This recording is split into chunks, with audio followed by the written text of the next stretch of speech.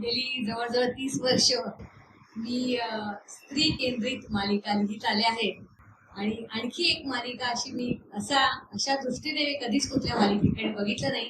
प्रत्येक मालिकेमध्ये काहीतरी वेगळं द्यायचा प्रयत्न केला आहे. आता आजच्या काळात म्हटलं तर कालचीच गोष्ट आणि कालचीच बातमी आहे की त्या डेंटिस्ट मुलीने आत्महत्या केली. तर मला सांगा की आज ही कालबाह्य गोष्ट आहे का? वैष्णवी हगवणेचं सुद्धा उदाहरण आपल्या समोर आहे. आणि तुम्हाला मी सांगू इच्छिते की आमचा एक ग्रुप आहे, जवळजवळ 2 लाख बायका त्या ग्रुपवर आहेत.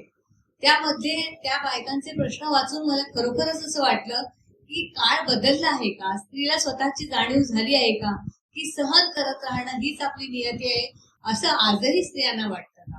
तर अशा या स्त्रियांना, कारण एक मुलगी आहे ती MBBS गोल्ड मेडलिस्ट आहे, तरी सासू सासऱ्यांचं वागणं, नवऱ्याचं विचित्र वागणं हे सगळं ती सहन करते.